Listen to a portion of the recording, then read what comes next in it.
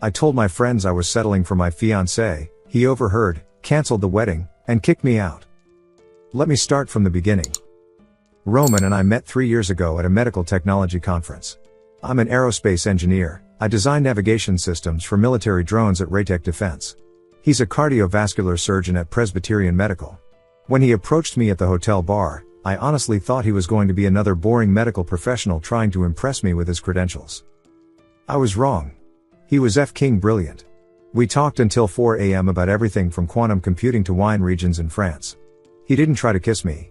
Didn't even ask for my number, just handed me his card and said I'd like to continue this conversation sometime. The thing about Roman is that he never chased. He pursued with intention, but never desperation. When I texted him 3 days later, yes, I waited because I'm an idiot who plays games, he simply responded, dinner. Friday. 8 p.m. I'll pick you up. Not a question. A statement. For 3 years, he was perfect. And I mean perfect in the way that started to F with my head. He remembered every anniversary, not just the big ones. He knew how I liked my coffee, oat milk, half-pump vanilla, extra hot. He'd show up at my office with lunch on days when he knew I had back-to-back meetings. The SX was incredible, he knew my body better than I did. He could make me come just from kissing my neck in this specific spot he'd found. But here's where I F-ed up. His consistency started to feel like predictability. His devotion felt like complacency. His stability felt like boredom. My friends didn't help. Brooke was dating this cryptocurrency trader who'd show up at 2 a.m. drunk, they'd fight, have wild makeup SX, break up every other month. Tessa's boyfriend was in a band, disappeared for weeks on tour, probably cheated, but God, the drama was intoxicating to hear about. Meanwhile, I had Roman. Roman who had dinner ready when I worked late. Roman who invested in my company's competitor just to understand my work better. Roman who learned to braid hair because I mentioned once, that I missed having someone do it for me. The weekend before our engagement party, I was at Brooke's apartment with Tessa. We'd KL'd 2 bottles of wine and were deep into that zone where you say SHT you shouldn't. They were talking about their latest relationship drama and I felt left out. Like I was missing some essential female experience because my man didn't make me cry. At least you guys have passion, I said, pouring another glass. Roman's like F-king autopilot. Same positions, same restaurants, same everything. Brooke laughed. Girl, you're marrying him next month. Because he makes sense, I shrugged. He's the safe choice. Good job, good family, won't cheat. It's smart. But do you want him? Tessa pressed. Here's where I became the villain of my own story. I want the life he provides, I said. The house, the stability, the kids with good genes and trust funds. But him? He's like vanilla ice cream. Fine, but nobody's first choice. They laughed. I kept going because I'm apparently a piece of SHT when I have an audience. The SX is so mechanical. He goes down on me for exactly 15 minutes, uses the same moves, I come, he comes, we shower. It's like a workout routine. Does he know you feel this way? Brooke asked. F no. I'm not stupid. You don't tell the meal ticket that he's boring. I just fantasize about other people. That new contracts manager at work, the trainer at my gym. Roman's too focused on his surgeries to notice anyway. You're savage, Tessa giggled. I'm practical, I corrected. Love is for movies. I'm securing my future. He's so F-king grateful to have me, he'll never leave. I could probably gain 50 pounds and he'd still look at me like I hung the moon. It's almost pathetic how devoted he is. The door opened. I assumed it was Brooke's roommate. It was Roman. He'd come to pick me up early because he'd finished surgery sooner than expected. Wanted to surprise me. Take me to this new rooftop bar that had just opened. He stood in the doorway for maybe 5 seconds. Didn't say a word. Just looked at me with this expression I'd never seen before. Not anger. Not hurt. Something else. Something that made my stomach drop through the floor. Ready to go? He asked, voice perfectly normal. I scrambled up, tried to play it off. Baby. You're early. Surgery went well. Saved a life today. He smiled, but it didn't reach his eyes. Let's go home. The drive was silent. I tried to fill it with chatter about my day, the project I was working on. He nodded, made appropriate noises. When we got home, he poured himself a scotch, Macallan 18, his favorite, and sat in his study. You coming to bed? I asked around midnight. Shortly. Reviewing tomorrow's surgery. I went to bed alone. Woke up alone too, which was unusual. Roman always kissed me goodbye, even when he left at 5 a.m. for surgery. On the kitchen counter was my engagement ring and a note. Wedding's off. Your belongings will be delivered to a storage unit. The access code will be texted to you. The lease here is in my name, so you'll need to make arrangements. I've already informed both our families and the wedding party. No need for you to do anything except leave. I laughed. Actually, F. King laughed because this had to be a joke. Roman didn't do confrontation like this. He talked things through, went to therapy, communicated like an adult. I called him. Straight to voicemail. Texted. Read receipts off. I was about to leave for work when the doorbell rang. 2 movers and a police officer. Ma'am, we're here to collect your belongings. The homeowner has requested you vacate the premises. This is my home. I screamed. The officer pulled out his phone, showed me the lease. Only Roman's name. I'd never bothered to get added because why would I? We were getting married. They packed my SHT while I stood there in my pajamas. Professionally, efficiently. They even bubble wrapped my grandmother's vase.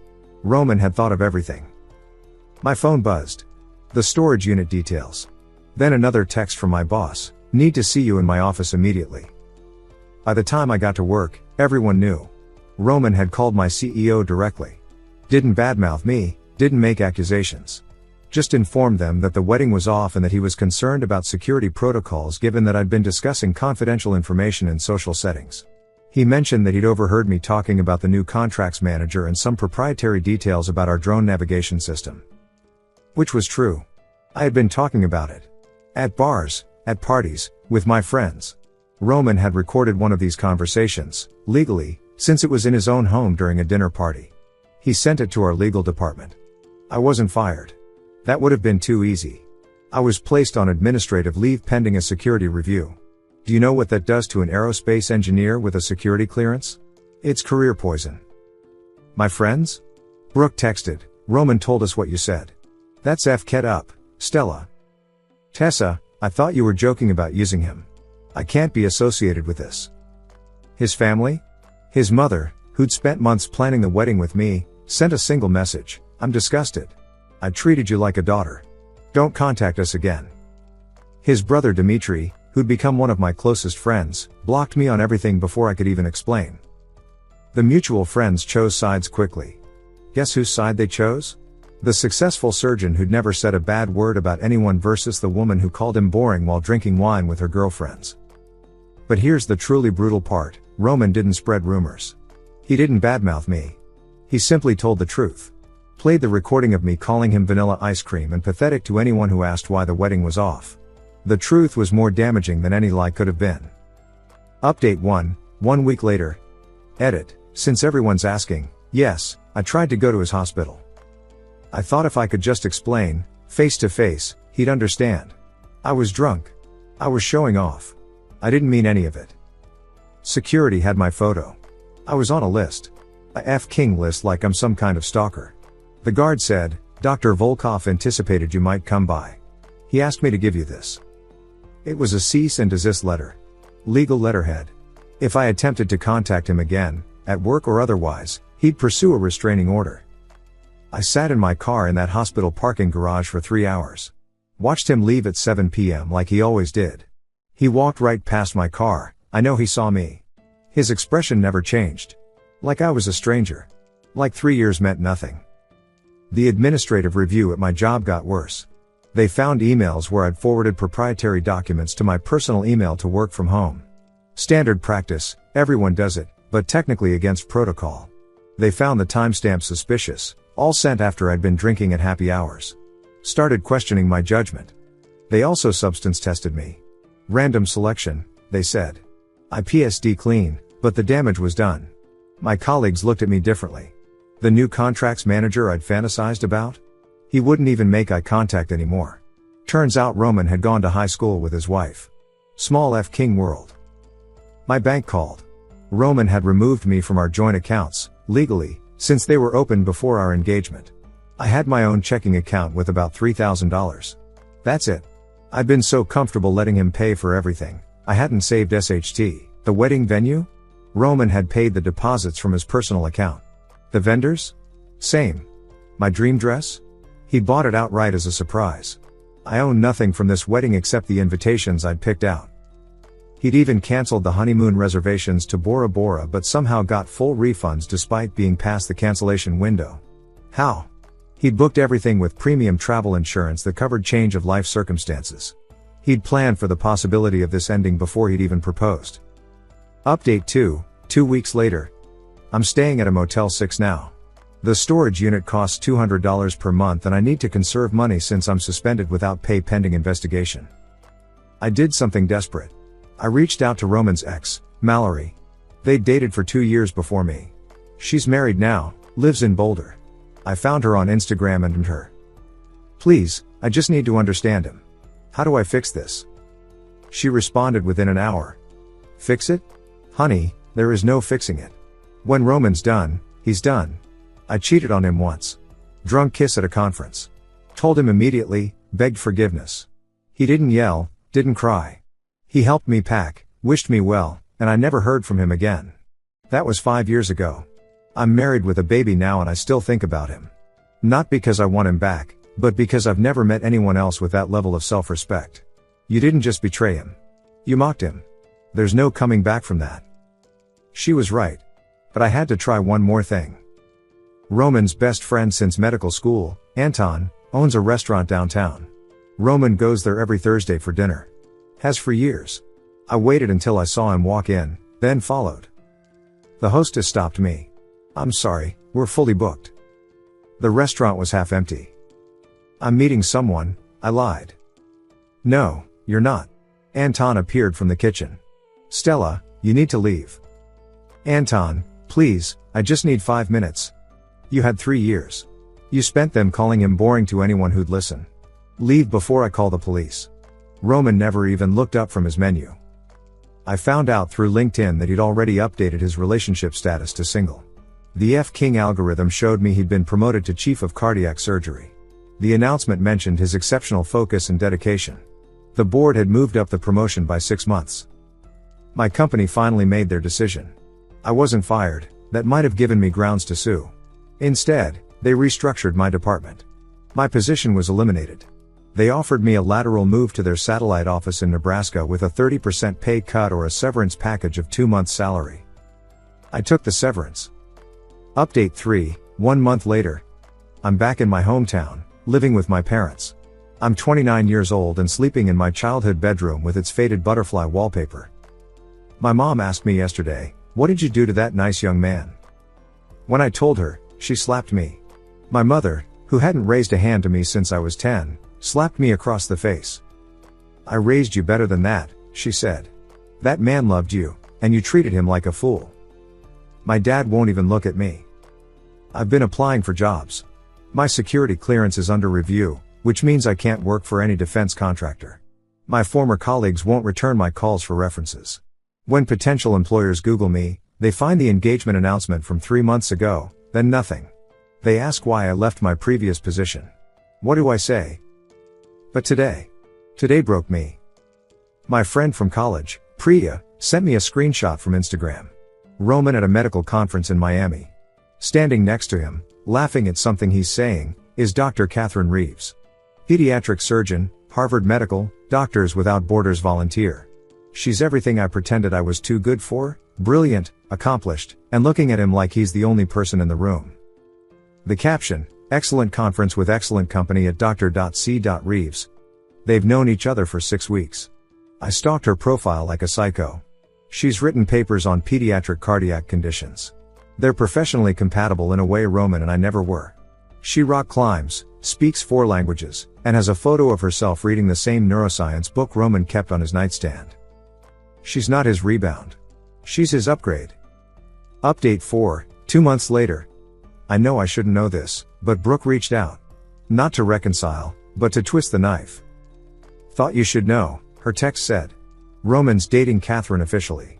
Brought her to the Hendersons' anniversary party. She's moving to the city to be closer to him. They're disgustingly happy. I did the math. He started dating her 2 months after he ended things with me. 2 king months to get over a 3-year relationship where I was supposed to be his wife. Except, was I? Was I ever really his future, or was I just placeholder until he found someone who actually deserved him? I've been thinking about all the times I thought he was too grateful to have me. How I interpreted his consistency as weakness. His devotion as desperation. His stability as boring. But here's what I understand now: Roman wasn't grateful. He was generous. He wasn't desperate. He was dedicated. He wasn't boring. He was secure. He didn't need to create drama because he was too busy creating value.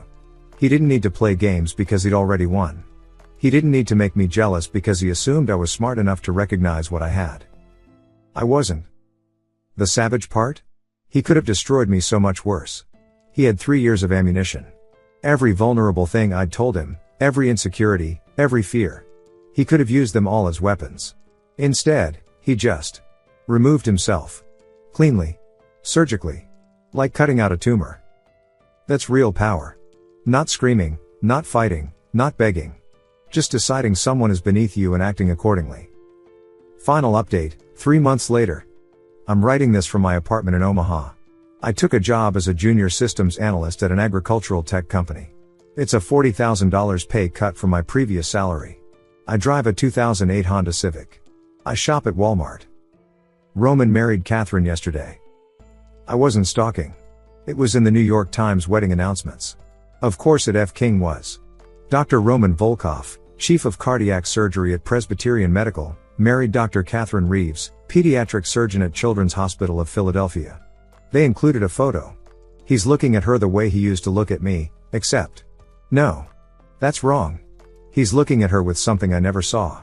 Relief, maybe? Like he finally found his equal. The announcement mentioned their honeymooning in Japan. Not Bora Bora. Somewhere entirely new, with no memories of me. My therapist asked me last week what I learned from this. What I learned is that there are 2 types of people in this world, those who create value and those who extract it. I thought I was the former because I had a good job and an engineering degree. But in my relationship, I was a parasite. I fed off Roman's stability while contributing nothing but my presence, which I acted like was some grand prize he'd won. I called him vanilla ice cream. You know what vanilla actually is? It's one of the most expensive, complex spices in the world. It takes years to cultivate. It requires perfect conditions to grow. Most people have never even tasted real vanilla, just the synthetic SHT. That's what I had. The real thing. Pure, complex, valuable. And I threw it away for the synthetic thrill of feeling superior. Roman wasn't my safe choice. He was my only choice. The only man who ever saw me completely and chose to love me anyway. And I stood in my friend's apartment, wine drunk and validation seeking, and reduced him to a meal ticket. You want to know the most pathetic part? I still have the recording. Yeah, he sent it to me too. I listen to it sometimes when I need to remember why I'm alone. My voice, high and cruel, saying he's so king grateful to have me, he'll never leave. I was right about one thing. He never left. He made me leave. And that's the difference between someone with real power and someone who just pretends to have it. I thought I held all the cards because he loved me more. But love isn't weakness unless you give it to someone who doesn't deserve it. Roman figured out I didn't deserve it. And he took it back. All of it. In one surgical cut. No drama. No begging. No second chances. Just gone. Edit, to everyone DMing me saying I deserve this, I know. To those saying he'll come back, he won't. To those saying this is fake, I king wish. Edit 2, someone found Catherine's Instagram and is sending her screenshots of this post. Stop. She doesn't deserve to deal with my SHT. Neither does Roman. I'm the villain here. Let them be happy. Edit 3, turning off notifications. My company's Omaha office found this post. Starting to think Reddit wasn't the place to work through this. If Roman ever reads this, I'm sorry. Not for your forgiveness, just sorry. Update, 6 months later. I wasn't going to update again, but I need to close this chapter properly. I ran into Roman's mother at a medical conference in Chicago. I was there supporting our new agricultural health monitoring systems. She was there with the hospital's women's auxiliary. She saw me first. I tried to duck into a bathroom, but she called my name, Stella. Not angry. Not cold. Just neutral. Like I was someone she used to know. Mrs. Volkov. It's Dr. Volkov, actually. I have a PhD in biochemistry. You never knew that, did you? I didn't. 3 years of family dinners and I never asked about her beyond her role as Roman's mother. Roman's happy, she said. Not cruel, just factual. Catherine's pregnant. They're having twins. Twins. We talked about kids. Roman wanted a big family. I'd said maybe one, eventually, after I made partner at my firm. He played us your recording, she continued. Not out of spite. He wanted us to understand why he couldn't marry you. Do you know what struck me most? I shook my head. You never once mentioned loving him. 3 years together, and in your most honest moment, you never said you loved him. Just what he could do for you. She was right. I went back and listened to that recording again. 30 minutes of me talking about Roman and I never once mentioned love. Just utility. I need to ask you something, she said. Were you ever attracted to him? Physically? The truth? Yes. God, yes. He was beautiful. Then why? Because being attracted to someone who adores you isn't special. There's no conquest in it. No story to tell your friends. I wanted to be the girl who tamed the bad boy, not the one who married the good man. She looked at me for a long moment. You know what's funny? Roman was the bad boy once. Motorcycle, leather jacket, different girl every week. Then his brother died. Motorcycle accident. Roman was supposed to be riding that night but chose to study instead. He spent the next year in therapy, sold the bike, focused on becoming the kind of man his brother never got the chance to be. You met the result of that work, that conscious choice to be better, and you called it boring. She left me standing there in the conference center hallway, surrounded by people discussing agricultural innovation while my entire understanding of my relationship collapsed and rebuilt itself in the span of 30 seconds. Roman wasn't born stable. He chose it. Every single day, he woke up and chose to be good, to be consistent, to be devoted. And I interpreted that choice as weakness. I'm in therapy now. Real therapy, not the kind where you pay someone to validate your feelings. The kind where they hold up a mirror and make you look at who you really are. My therapist asked me to write Roman a letter. Not to send, just to write. It took me 50 drafts. Here's what I finally wrote. Roman. I called you my safe choice. The truth is, you were never safe. You were dangerous in the way that matters. You had the power to see through my BS and love me anyway. That terrified me. So I minimized you to feel bigger. I know you'll never read this. I know you've moved on with someone who recognizes what you recognized in her. Someone who chooses you back, every day, the way you chose me until I proved I wasn't worth choosing. I'm working on becoming someone worth choosing. Not for you, that ship hasn't just sailed, it's been decommissioned and turned into a reef. But for whoever comes next, if anyone does. Thank you for the 3 years. Thank you for loving me with a depth I didn't deserve and couldn't recognize. Thank you for ending it with the dignity I never showed you. And thank you for not destroying me worse than you did. We both know you could have. I hope your children inherit your emotional intelligence and not their mother's medical degree. The world needs more people who choose to be good. Stella. I'm never sending it.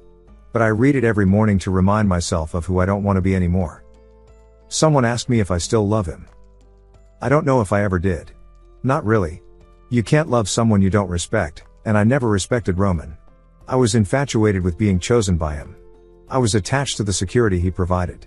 I was proud of the status he gave me. But love? Love requires seeing someone clearly and choosing them not despite their flaws but including them. Roman did that for me. I never did it for him. I saw his virtues as flaws and his strength as weakness.